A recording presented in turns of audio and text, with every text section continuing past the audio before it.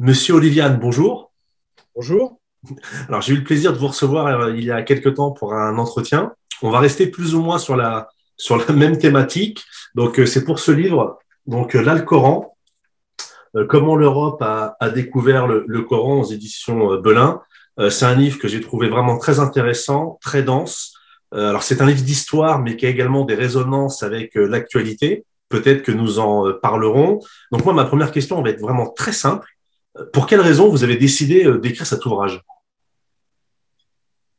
Parce qu'en fait, dans mon travail de médiéviste et de chercheur en islamologie, il y a un épisode qu'on rencontre tout le temps, c'est la traduction du Coran en latin à l'initiative de l'abbé de Cluny, Pierre le Vénérable, qui aurait été finalisé en 1142 ou 1143. Et donc, cet épisode, cette source est très fréquente en fait dans les études médiévistiques. On la retrouve souvent parce que elle représente un moment majeur de la connaissance de l'islam en Europe à travers ce Coran latin qu'on appelle l'Alcoran. Et cette source extrêmement réputée, j'avais remarqué que la plupart des historiens la citent, enfin en tout cas la mentionnent, mais on l'étudie rarement dans une dynamique comparative, au sens où on étudie rarement le texte latin en regard du texte arabe. Et comme moi, je travaille sur des textes latins et que je suis arabophone, en fait, il y a déjà une dizaine d'années, je m'étais, entre guillemets, amusé à comparer le texte latin avec le texte arabe pour essayer de voir quels sont les transferts d'une langue à l'autre et d'un univers culturel à un autre. Et donc, en partant du Coran, de l'Alcoran de Cluny, j'avais évidemment découvert qu'il y avait d'autres Alcorans qui avaient été traduits de l'arabe vers le latin jusqu'au XVIIe siècle. Et après, évidemment, on était passé à des Alcorans en langue française et après avec toutes les langues européennes. Et donc, il manquait ouvrage de synthèse sur l'histoire des Alcorans. Les Alcorans ont été étudiés depuis 30 ans par les spécialistes, mais il manquait une somme un peu synthétique sur l'ensemble de ces éléments. Et voilà, j'ai voulu l'écrire. Alors, il y a quelque chose de très intéressant que vous dites dans votre livre. Alors, c'est pas directement lié au Coran, mais ça en découle. C'est vous dites, je vous cite, hein, vous dites, la découverte de l'islam par les chrétiens occidentaux se fait à travers la guerre. En fait, dès le départ, la relation, elle est un peu biaisée. Qu'en pensez-vous? Ah oui, tout à fait. La relation, elle est polémique, elle se fait dans l'hostilité, mais elle se fait aussi dans l'incompréhension. C'est-à-dire que lorsque les premières troupes sarracènes, comme on les appelle, ou parfois on les appelle agaréniens, lorsque les premières troupes de l'islam conquérant parviennent en Espagne, dans le sud de l'Espagne, l'Europe ignore tout de ce qu'est l'islam, de ce que sont les musulmans, d'autant plus que le dogme ou la doctrine ou le droit islamique sont en cours de formation. Donc, l'islam n'est pas encore parachevé exactement au moment où il pénètre en Europe. Et donc, les Européens comprennent très mal ce qu'est l'islam et leur première analyse, c'est une analyse polémique. En fait, ils ne s'intéressent pas réellement à la religion des conquérants. Et il faut attendre donc finalement le XIIe siècle et déjà un peu la fin du XIe siècle, mais surtout le XIIe siècle, pour voir enfin les lettrés européens s'intéresser à la fois à la culture islamique, à ses sources majeures, mais là encore, l'objectif de ces Alcorans, donc de ces traductions latines du Coran, c'est certes de connaître l'autre, mais de connaître pour mieux le contester, pour mieux le polémiquer. Il faut attendre quasiment le XVIIIe siècle pour avoir des visions très souvent positives de l'islam et du Coran. Mais les visions positives du Coran et de l'islam à partir du XVIIIe et du XIXe siècle se font dans des contextes très précis de lutte contre le catholicisme. Donc on sent que même l'intérêt positif pour l'islam à la fin de l'époque moderne s'enracine dans un contexte très particulier qui est celui de la polémique anticatholique. Si on s'en tient à la tradition musulmane, et vous le rappelez dans votre ouvrage, hein, je rappelle l'ouvrage qui est vraiment passionnant, très très intéressant. Donc vous rappelez que selon la tradition musulmane, selon les musulmans, c'est un illettré qui reçoit le Coran, il le récite, et par la suite, vous dites qu'il y a des passages du Coran qui sont écrits sur des feuilles de palmier, sur des fragments d'os, etc., et que plusieurs années plus tard, c'est le calife Othman qui va collecter toutes les différentes sources, on va dire, ou tous les différents écrits pour en faire le Coran qu'on connaît, le canon, on va dire. Alors le terme n'est peut-être pas approprié, mais le canon coranique. Voilà. Alors par contre, j'ai une question encore une fois qui est dans le but de comprendre, c'est comment on peut être sûr qu'il s'agit vraiment de la parole de Dieu, parce que selon même les sources musulmanes, donc qu'on peut pas accuser d'être anti-musulmane ou anti-coranique, lorsque le calife Othman entreprend son travail de synthèse ou voire de compilation, je sais pas si le terme est bon, vous me corrigerez si nécessaire, il y a de nombreuses versions qui circulent. Donc, comment être sûr que lorsque Othman il fixe un peu le Coran dans le marbre, c'est la bonne version que le prophète de l'islam, Mohammed, a entendu ou aurait entendu? L'historien, avec des méthodes historiques, n'est évidemment sûr de rien. Alors, le problème est en outre qu'il est clair que la mise en forme officielle du Coran par le calife Othman, version qu'il va généraliser, répandre dans tout l'Empire musulman, jusqu'à faire interdire les autres versions, il est clair que ce processus d'écriture entre évidemment dans un processus qui est aussi politique. C'est-à-dire que le maintien de l'unité de la communauté musulmane, de la Oumma, se fait en parallèle à la mise en place d'une version unique. C'est d'ailleurs une différence assez forte avec la mise en place, la mise par écrit des évangiles et du canon de la Bible, Ancien Testament et Nouveau Testament, c'est que la mise en place de la Bible ne s'accompagne pas d'un processus politique, ou elle n'accompagne pas un processus de contrôle politique.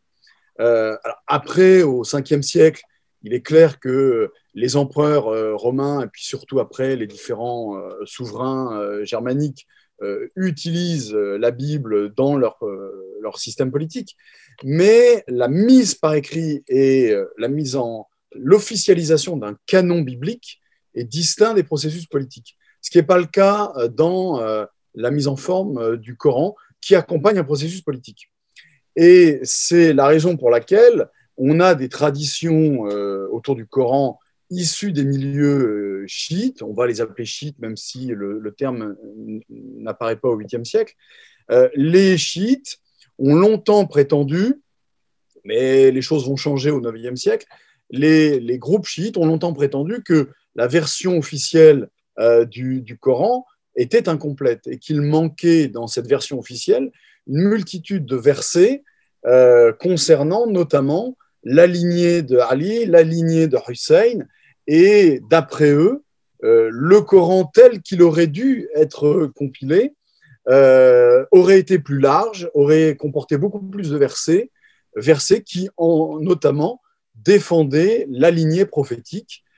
Alors évidemment, ces versets disparus, on en aurait retrouvé certains dans des traités écrits par des chiites, mais en tout cas dans la version définitive, qui est quasiment celle que l'on peut lire aujourd'hui, ces versets évidemment ont disparu. Et donc les groupes chiites ont longtemps prétendu que le fait d'avoir mis de côté certains versets en faveur de la lignée prophétique était le résultat de choix politiques de la part des califes qui, eux, étaient sunnites. Mais l'historien ne peut que constater les différences de perception autour du Coran. Il ne peut pas évidemment juger quelle est la bonne version. Ce n'est pas son travail. Oui.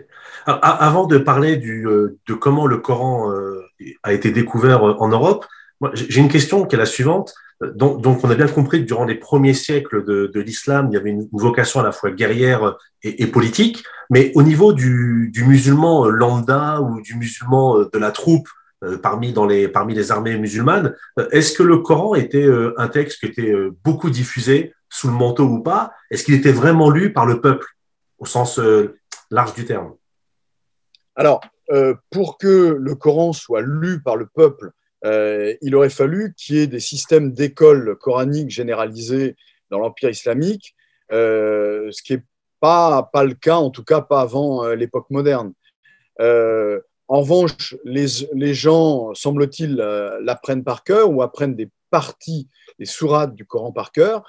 Ces apprentissages par cœur permettent notamment d'assumer les devoirs cultuels, mais l'idée d'une massification des écoles coraniques est quand même une idée très moderne. Alors, on a toutefois ce qu'on pourrait appeler des universités islamiques, hein, qu'on appelle plutôt des madrasas, mais là encore, la généralisation des madrasas dans le monde islamique date plutôt du XIe, XIIe siècle. Donc, c'est quand même assez tardif. Alors, je vais remontrer la couverture, parce que ce qui est intéressant dans la couverture, c'est le sous-titre. Vous dites comment l'Europe a découvert le Coran. Et là aussi, on s'aperçoit que c'est pour moi le plus grand mérite de votre travail, c'est qu'au-delà d'aller dans les sources et d'être factuel, vous êtes aussi souvent dans la nuance. Et c'est vrai qu'aujourd'hui, à l'heure, entre guillemets, j'aime pas ce terme-là, mais vous allez comprendre pourquoi je l'emploie, du choc des civilisations, on présente souvent l'Europe comme un tout. Et c'est vrai que votre sous-titre aurait pu être comment les Europes ont découvert le Coran. Parce que quand on vous lit, on voit bien en fait qu'en Europe, vous me corrigerez si je me trompe, mais il y a trois grands espaces civilisationnels. On va dire, il y a l'Europe centrale.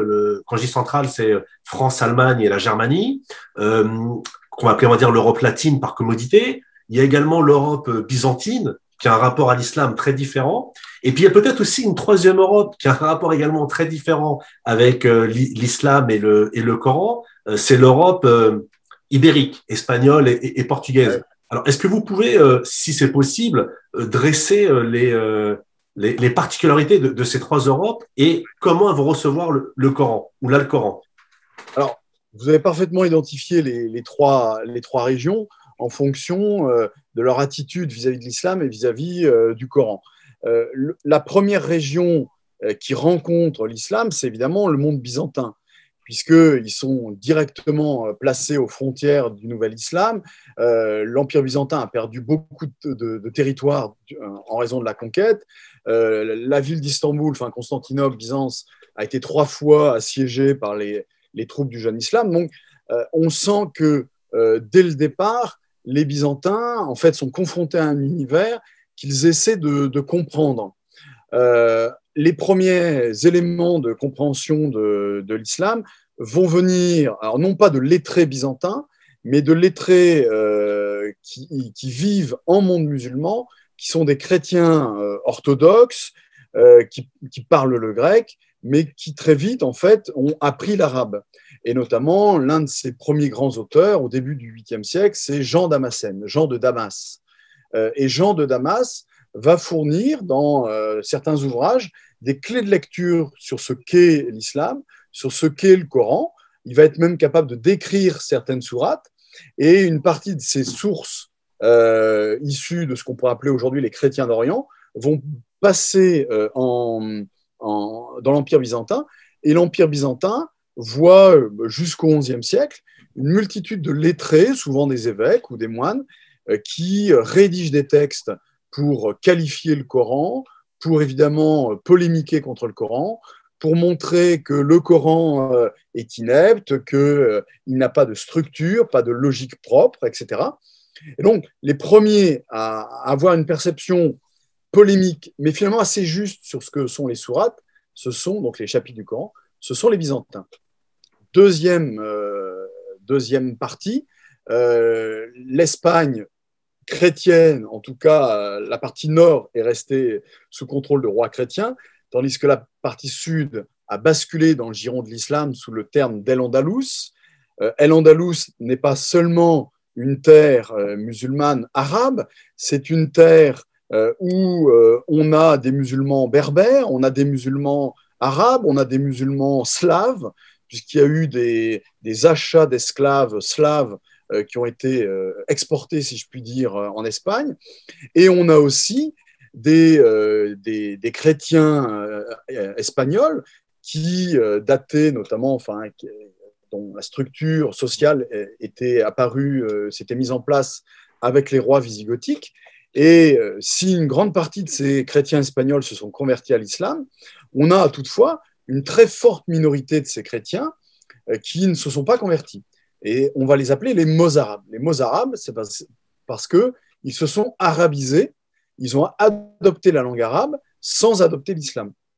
Et donc, ces Mozarabes restent chrétiens, ils gardent une liturgie chrétienne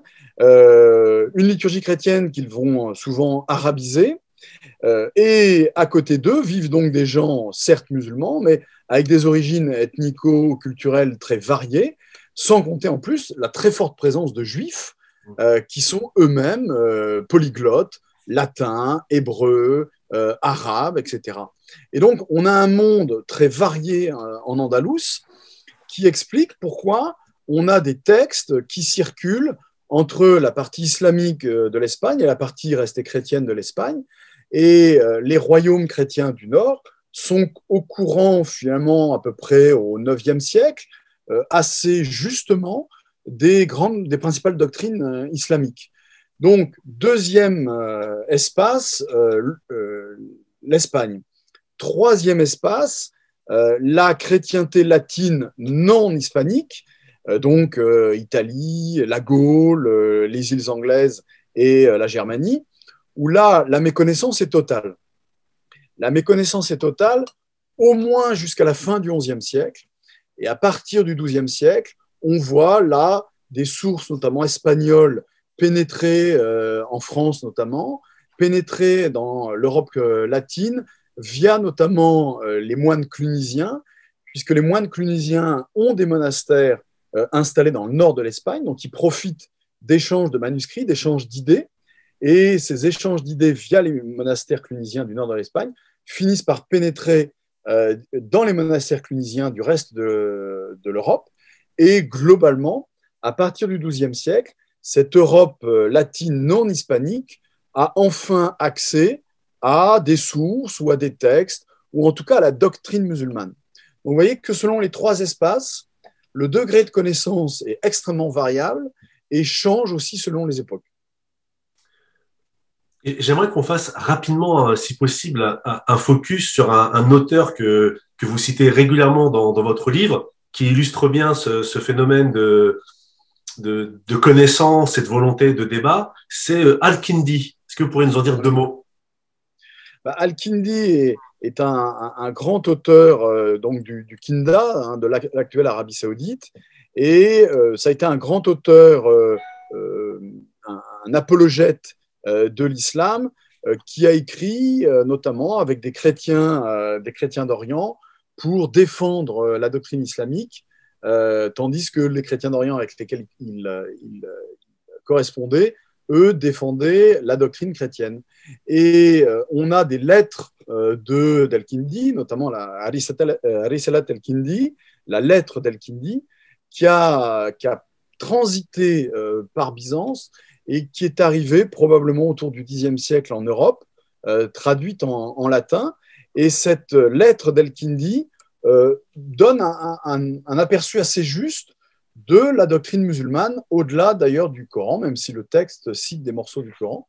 Et cette lettre d'Al-Kindi a pu permettre, là encore, aux auteurs latins d'avoir finalement un canevas sur la doctrine musulmane. Si bien que, finalement, au XIIe siècle, les Européens qui le souhaitent, ils ne sont pas forcément très nombreux, et ceux qui parlent latin ont à leur disposition quelques manuscrits qui leur permettent d'avoir une vision, alors certes polémique, mais finalement assez juste de ce que peut être l'islam. Alors, combien de manuscrits?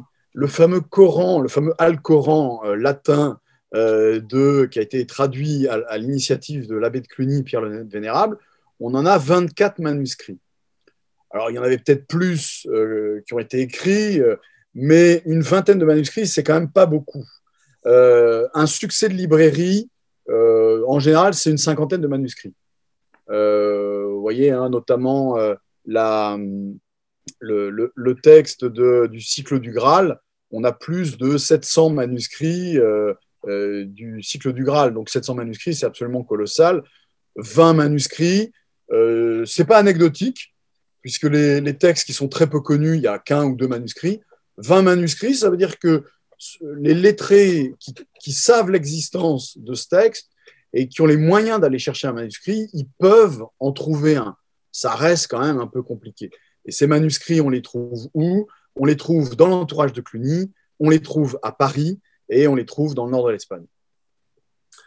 On a bien compris que dans un premier temps, la chrétienté ou l'Europe chrétienne rencontre l'islam par l'angle de la guerre, et que dans un deuxième temps, comme vous le dites, il y a une volonté de critique théologique, philosophique et doctrinale. Pourtant, il y a quelque chose qui revient souvent dans votre ouvrage, c'est en fait cette barrière de la langue. C'est-à-dire que on dit souvent que pour faire simple, les Européens ne maîtrisaient pas l'arabe et que donc parfois il y avait des textes tronqués qui disaient le contraire ou pas du tout ce qui était écrit dans le Coran. Mais vous dites aussi également la chose suivante, c'est que de leur côté aussi, les musulmans refusent de lire les textes de leurs adversaires qui sont pas en arabe. Donc en fait, dans ces conditions, la rencontre intellectuelle, elle peut pas se faire. Alors, la rencontre intellectuelle se fait, mais elle se fait uniquement sur des textes non religieux. Mais la rencontre intellectuelle, ce que nous, on pourrait appeler aujourd'hui la rencontre interreligieuse, elle ne peut pas avoir lieu, puisque les musulmans arabophones méprisent les textes issus du monde latin, et les latins eux-mêmes méprisent le Coran ou les textes d'orientation purement religieuse issus du monde musulman. Mais ça ne concerne d'ailleurs pas que les latins, puisque quand on regarde les textes qui ont été transmis notamment par les Grecs donc de Byzance vers le monde latin, les textes grecs qui intéressent les latins en allant à Byzance, c'est rarement Hésiode, c'est rarement Homère. Ça n'est donc pas la grande histoire de l'Antiquité. Ce qui intéresse les latins dans les textes grecs, c'est les textes scientifiques ou pré-scientifiques et c'est quelques textes philosophiques. Donc, la sélection des textes qui intéressent les latins, on l'a même vis-à-vis des textes grecs. Donc, c'est pas si original que ça. En revanche, donc, il y a une méconnaissance réciproque, il y a un mépris réciproque. Chacun pense être meilleur que l'autre. Mais du côté des latins, il y a une inversion globalement à la fin du XIe siècle et au début du XIIe siècle. On avait déjà avant, dès le Xe siècle, certains auteurs, mais qui se comptent sur les doigts d'une main, dans l'Europe latine, qui comprennent qu'en arabe, il y a des textes de mathématiques extrêmement intéressants et qu'on a envie d'aller chercher.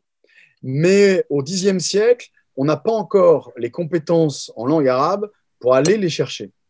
Et en revanche, à la fin du XIe siècle et au début du XIIe siècle, on voit apparaître une multitude de lettrés latins, en tout cas qui dominent totalement la langue latine, et qui, cette fois-ci, sont capables de parler l'arabe. Alors, où se sont-ils formés? Alors ça, c'est le gros problème. Il n'y a pas de cours d'arabe dans le monde européen jusque globalement au XIVe siècle.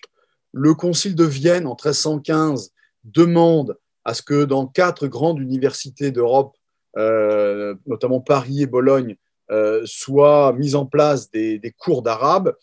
Mais en réalité, on a quand même l'impression qu'il faut quand même attendre le XVIe siècle pour qu'il y ait vraiment des cours d'arabe à Leyde en Hollande, à Paris en France et aussi en Angleterre. Donc, les vrais cours d'arabe, voilà, ce n'est pas avant le XVIe siècle. Les cours d'arabe sur une longue durée, avec des instituts, avec un financement, c'est quand même assez tardif.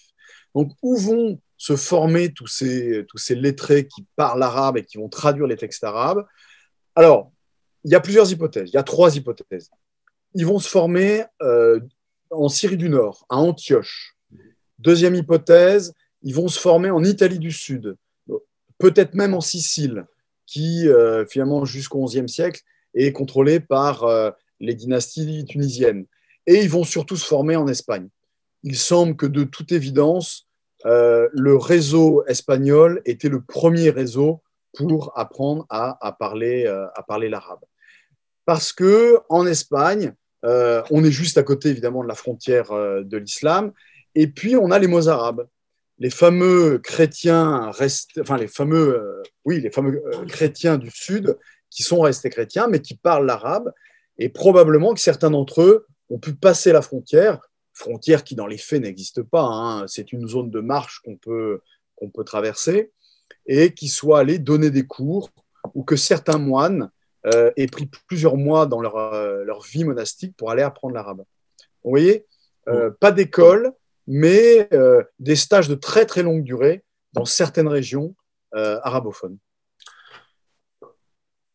D'une manière générale, vous connaissez sûrement cet adage traduire, c'est mentir. Est-ce que c'est trahir.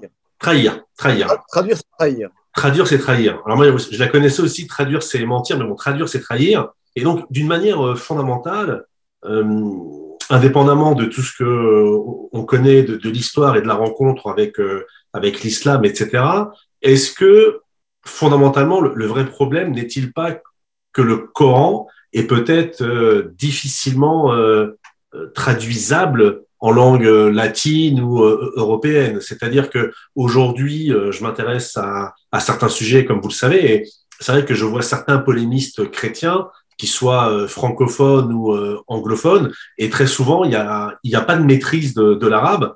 Donc, en fait, ma question, elle est double, c'est-à-dire que est-ce que le Coran peut être traduit, et est-ce que c'est crédible de critiquer un texte qu'on ne lit pas dans sa langue originelle?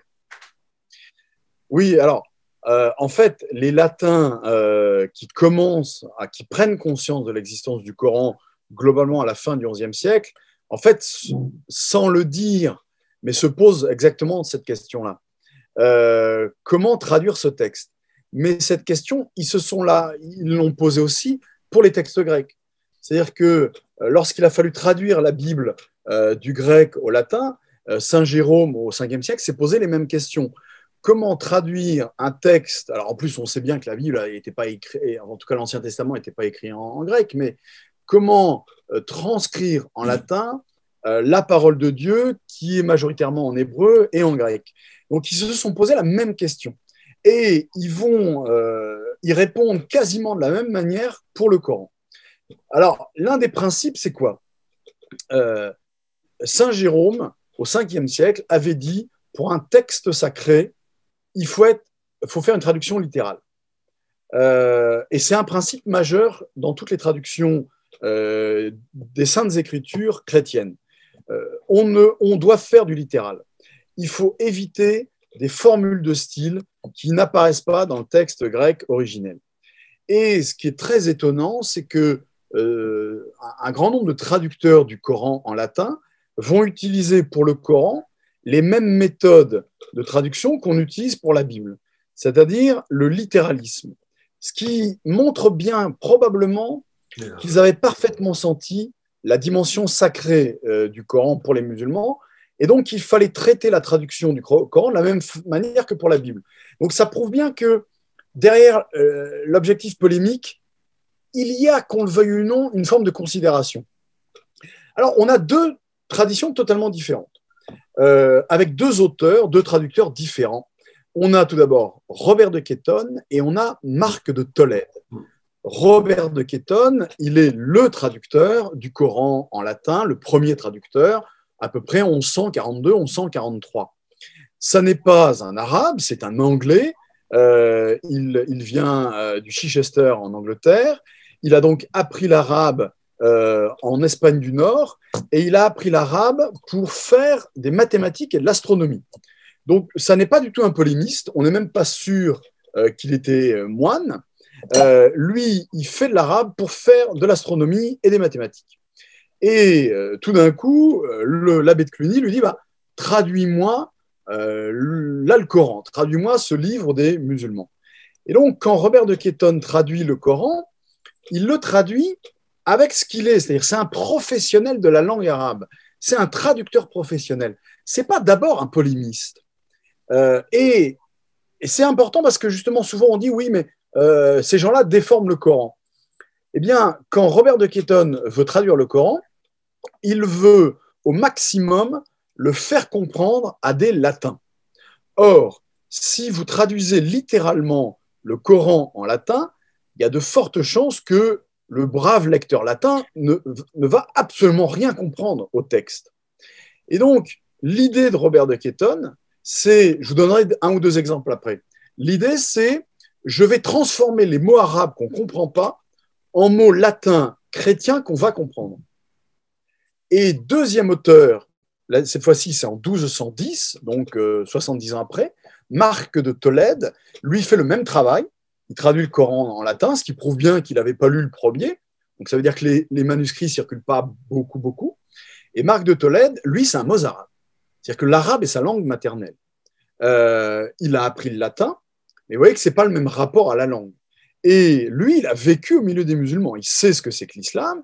Il a vécu l'islam comme un chrétien qui vit au milieu des musulmans. Donc, il a une connaissance intime des significations du Coran. Et lui, il choisit un autre axe épistémologique qui est je vais traduire à la lettre près. Je vais traduire quasiment du mot à mot. Je vais vous donner un exemple. On a dans le Coran un terme qu'on appelle le zikr, et zikr signifie le rappel. Et ce mot zikr qualifie ce qu'est le Coran. Le Coran est un zikr, c'est-à-dire il est un rappel du jugement pour les hommes. Le prophète est venu pour rappeler aux hommes qu'ils vont être jugés et que l'adhésion à Dieu doit se faire le plus vite possible. Nous devons très vite adhérer à Dieu qui nous rappelle que nous serons jugés. C'est le zikr.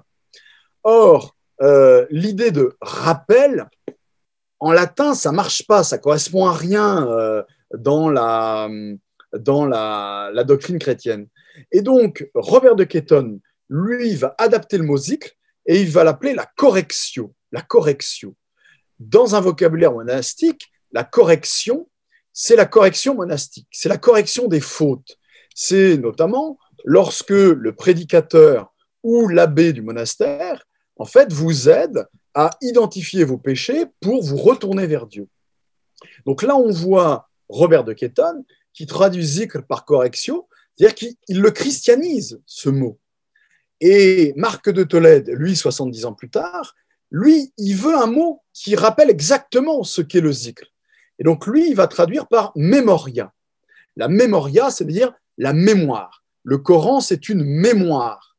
Le problème, donc, ce qui est très bien chez Marc de Tolède, c'est que l'idée de rappel, rappeler aux gens leurs fautes, rappeler l'idée que le jugement va arriver, correspond, sur le plan littéral, à la memoria. La memoria, c'est-à-dire il faut faire mémoire, il faut rappeler. Finalement, c'est assez juste sur le plan de la traduction. Manque de chance, le mot memoria en latin, lui, fait immédiatement penser à l'Eucharistie. L'Eucharistie, c'est la mémoire de la passion du Christ. Et donc, vous voyez qu'on a deux individus qui ont une manière de voir le texte totalement différente. L'un fait une traduction qui rend le Coran presque chrétien à une oreille européenne latine. L'autre lui donne une signification littérale, mais qui aboutit à transformer le sens du Coran. Donc, c'est pas parce que vous êtes un très bon traducteur que vous êtes forcément un traducteur qui va être compris de vos lecteurs. C'est très ambigu. Hein. Oui, puis il faut aussi un traducteur théologien aussi. En fait, il faut des notes de bas de page. Et c'est toute la différence aussi entre Robert de Quéton et Marc de Tolède. Marc de Tolède, il n'y a pas de notes de bas de page. C'est-à-dire, enfin, à l'époque, on ne met pas ça en bas des pages, on met ça sur les marges. Sur les marges, en petite écriture, le traducteur ou celui qui a relu a mis des annotations pour expliquer ce que voulait lire telle ou telle traduction. Chez Marc de Tolède, il n'y a pas d'annotation. Alors que chez Robert de Quéton, il y a des annotations sur les côtés qui permettent de mieux comprendre le sens du texte. Et c'est là le drame. Pourquoi ? C'est parce que les annotations qui ont été mises en marge de Robert de Quéton, de toute évidence, ce n'est pas Robert qui les a faites. C'est probablement le secrétaire de l'abbé de Cluny. Et le secrétaire de l'abbé de Cluny, lorsqu'il a lu ce texte, il est fort probable qu'il l'a trouvé absolument scandaleux. En fait, il n'a pas compris le texte.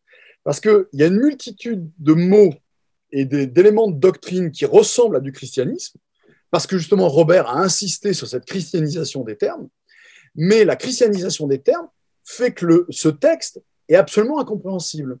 Par exemple, dans le Coran, il est indiqué que lorsqu'une femme, son époux est mort, il y a un délai de veuvage. Et ce délai de veuvage peut être de 4 mois. Il y a des différences dans le texte, peu importe, mais il faut faire un délai de veuvage avant de se remarier. Et Robert de Ketton, lui, traduit le veuvage par la chasteté. Mais ce n'est pas de la chasteté. La femme ne peut pas se remarier avant 4 mois. On ne peut pas appeler ça de la chasteté, c'est éventuellement de la continence, mais ce n'est pas de la chasteté. La castitas, tout de suite, on pense à une vertu monastique. Et donc, lorsque, en tant que latin, je lis l'Alcoran de Robert de Ketton, je vois une espèce de mélange complètement incohérent entre un vocabulaire qui rappelle la vie monastique et en même temps un texte qui dit que les femmes doivent rester chastes, mais elles doivent se remarier quand même. Et du coup, c'est complètement contradictoire. Et celui qui a annoté l'Alcoran de Robert de Ketton, lui, il identifie tout ce qu'il conçoit comme des incohérences et en fait, il charge les marges en disant c'est n'importe quoi, il raconte n'importe quoi, ce sont des obsédés sexuels. Par exemple, dès qu'à un moment dans le Coran, il est dit que Mariam, donc Marie, était la sœur de Haroun, la sœur d'Aaron. Or, pour un chrétien, Marie n'est pas la sœur d'Aaron, ni la sœur de Moïse. Ça ne marche pas ensemble. Et donc, comme celui qui a annoté Robert de Ketton trouve que c'est complètement ridicule, il marque juste en face « Etche fabula ». C'est une fable, c'est n'importe quoi. Et donc, le drame, c'est que Robert de Ketton a voulu christianiser le Coran, le latiniser pour mieux le faire comprendre, mais il en fait un texte qui est encore plus scandaleux. Et donc, si je lis l'Alcoran de Robert de Ketton, je lis un texte qui me paraît complètement contradictoire, et dans les marges, un auteur a dit « Vous comprenez donc bien qu'il raconte n'importe quoi ». Ce que n'a pas fait Marc de Tolède. Donc, selon l'Alcoran que vous avez sous les yeux, vous êtes invité à un jugement très péjoratif, ou alors vous êtes invité à aucun jugement, mais à ce moment-là, vous ne comprenez pas le texte. Oui, c'est intéressant parce qu'il y a cette notion aussi qu'il n'y a pas dans l'islam, enfin pas au sens chrétien de clergé, qui peut donner une imprimature pour dire telle traduction est bonne ou mauvaise. Alors, on a bien vu que on a bien vu traduction enfin, d'une certaine manière. On a bien vu que les rapports entre l'islam et la chrétienté étaient d'abord guerriers par le fer. Après, il y a eu aussi une période, comme vous le dites, de découverte, d'incompréhension, de débats culturels menés dans des conditions très particulières, barrière de la langue, etc., ce qui a un peu figé pour des siècles les rapports entre les deux espaces civilisationnels. Et là, on renvoie à notre premier entretien. Pourtant, comme vous le rappelez, c'est souvent, je vais pas dire méconnu, mais un peu passé sous silence. Les rapports n'ont pas toujours été conflictuels et vous parlez notamment des échanges et des ambassades entre le plus grand personnage de la chrétienté à l'époque, donc Charlemagne, et Haroun al-Rachid. Alors, pourquoi ces relations n'ont-elles pas perduré avec au-delà de leurs initiateurs? Alors, il y a toujours eu, alors au-delà de l'échec de ces relations, au-delà de la partie guerrière, il y a toujours eu quelque chose d'une forme de fascination. Alors, pas au début. Au début, l'arrivée des Sarrasins est d'abord accompagnée de mépris. Mais à partir du 11e, 12e, lorsqu'on va chercher notamment la science grecque qui a été traduite en arabe, il y a une fascination pour ce monde parce qu'on trouve que dans ce monde, il y a tous les textes qui nous manquent, nous. Qu'on a perdus, notamment les textes de de Platon, d'Aristote, la géométrie d'Euclide. Et on est très étonné de trouver ces textes en islam, à tel point qu'au début du XIIe siècle, Adélard de Basse, qui a été un des très, très grands traducteurs de géométrie, de mathématiques et d'astronomie, dans un de ses textes, il dit je suis allé vers les Arabes qui sont les seuls modernes. Il les appelle les modernis. C'est assez intéressant. Hein. La modernité, elle est chez les Arabes. Elle n'est pas chez nous, les Latins. Et donc, à partir du 11e, 12e, il y a comme une espèce de sentiment d'infériorité culturelle. Donc, il y a une boulimie de quête de textes grecs passés en arabe. Et à la fin du XIIIe siècle, cette boulimie s'interrompt. Cette boulimie, elle se fait en parallèle aux croisades. Cette boulimie, je crois, elle est possible parce qu'on est fasciné par ce monde, mais en même temps, on est en train de le subjuguer. C'est-à-dire que les croisades, c'est la grande victoire de l'Europe latine sur l'islam. Alors, victoire temporaire, mais c'est quand même une victoire. Et donc, on peut se permettre d'aller chercher chez l'autre les textes qui nous manquent parce qu'il nous fait moins peur puisqu'on est en train de le battre. Et on voit au XIVe siècle une inversion des choses. Cette boulimie se réduit, notamment parce que les croisades ont échoué. Et l'autre aspect qui joue, c'est que c'est fini. On a récupéré les textes dont on avait besoin. Donc, on n'a plus besoin de cet univers. Et cet univers, en plus, nous a rejetés efficacement. Et donc, on voit arriver une nouvelle période à la fin du Moyen-Âge, au début de l'ère moderne, avec cette idée que finalement, les pays musulmans, on n'a plus rien à aller y chercher. On ne peut pas aller faire la guerre de manière efficace, même s'il y a toujours des retours de croisades au XIVe, XVe siècle, mais qui échouent à chaque fois. Et donc, le monde musulman redevient un monde éloigné, dont on se méfie, et qui s'éloigne de plus en plus, d'autant qu'il y a un début d'homogénéisation des deux espaces, puisque l'Espagne est entièrement reconquise, ou entièrement conquise, ça dépend comment on veut le dire. Et donc, chacun a son espace. Et donc, on a beaucoup moins accès à l'autre qu'on ne l'avait autrefois. Et on voit à nouveau un sursaut d'intérêt à partir du XVIe siècle, parce que les grands princes d'Occident, le roi d'Angleterre, le roi de France, les princes italiens, vont chercher des textes arabes, des textes turcs, des textes persans, pour enrichir leur bibliothèque. La bibliothèque des princes devient un instrument du prestige d'un prince. Et donc, si vous voulez être un prince reconnu dans l'humanisme européen, vous devez avoir des manuscrits grecs, vous devez avoir des manuscrits hébraïques, et surtout, bien sûr, vous devez avoir des manuscrits arabes, turcs, quand bien même personne ne le lit chez vous. Donc, ça redevient une fascination, mais qui est moins anxiogène qu'autrefois. Alors, vous voyez, en fait, les rapports de l'Europe au monde islamique changent quasiment tous les 2 siècles.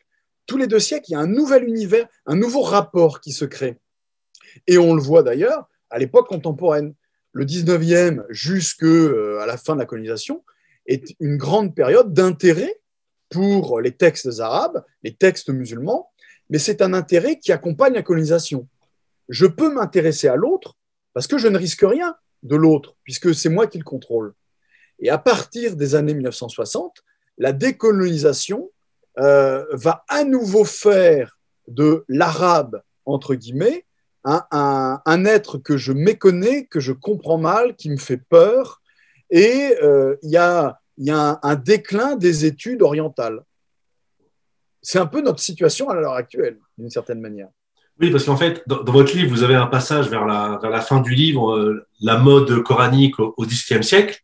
Et en fait, là aussi, on le lit dans votre livre, et pour ceux qui s'intéressent à ces questions, on le sait, le Coran est aussi un outil intellectuel au service politique, au service de la guerre, mais il va aussi servir d'une certaine façon à tous ces philosophes futurs des Lumières ou encyclopédistes qui, c'est dans les premières pages de votre livre, vous dites que les gens trouvent dans le Coran ce qu'ils veulent chercher, et en fait pour les penseurs on va pas dire libéraux, mais en tout cas pour les penseurs qui vont critiquer l'Europe monarchiste chrétienne, le fait de vanter le Coran et la religion islamique va être une critique aussi en creux de la civilisation chrétienne. Exactement, exactement. On sent très bien ça chez Voltaire. Voltaire a des textes très ambigus. Par exemple, on a des passages de Voltaire qui se moquent ouvertement du prophète Mohammed, qui se moquent ouvertement du Coran, mais lorsqu'il écrit un article dans l'Encyclopédie universelle, eh bien, Voltaire va valoriser le personnage de Mohammed, il va en faire un prophète, le prophète de la seule véritable religion agnostique, la religion rationnelle, alors que le catholicisme est parcouru par des incompréhensions, par cette trinité à laquelle personne n'y comprend rien. L'islam n'a pas de clergé, alors ce qui est en plus pas tout à fait vrai. L'islam, pour Voltaire, n'a pas de clergé, ce qui permet aux musulmans d'être beaucoup plus libres, alors que les pauvres catholiques sont sous l'obédience des évêques et du pape. Et donc, il est clair que la structure du Coran et de l'islam apparaît comme finalement la religion déiste dont on rêve, dont les Lumières rêvent. Et ce qui est très drôle, c'est que la grande critique qu'on fait contre l'islam aujourd'hui, oui, en islam, la politique et la religion sont intimement mêlées. Et ce qui, pour nous, Européens, est donc le critère de jugement de l'islam, enfin l'un des grands critères. Or, chez les hommes des Lumières, c'est au contraire un aspect positif. C'est, vous comprenez, eux au moins, ils n'ont pas séparé les choses. Ça veut dire que le roi a l'autorité sur la religion. Et donc, vous voyez qu'un élément qui est devenu fondamental dans la critique, la polémique anti-musulmane, était, il y a un siècle et demi, un élément au contraire de valorisation de l'islam. On sent très bien que notre vision du Coran et de l'islam change en fonction de ce que nous définissons, en fonction de nos propres définitions. Et c'est le cas, hein, puisqu'on vient de le fêter, c'est le cas de Napoléon. Napoléon joue à fond la carte de l'islam, notamment lors de la conquête en Égypte en 1798-1799. Napoléon fait croire aux Égyptiens qu'il va rétablir l'islam qui a été pollué par les Turcs. Évidemment, les braves Égyptiens n'y croient pas une seconde. Hein. J'ai une dernière question et on va revenir au fondateur de l'islam, donc Mohamed. Donc toujours dans cette volonté de combattre intellectuellement, de critiquer.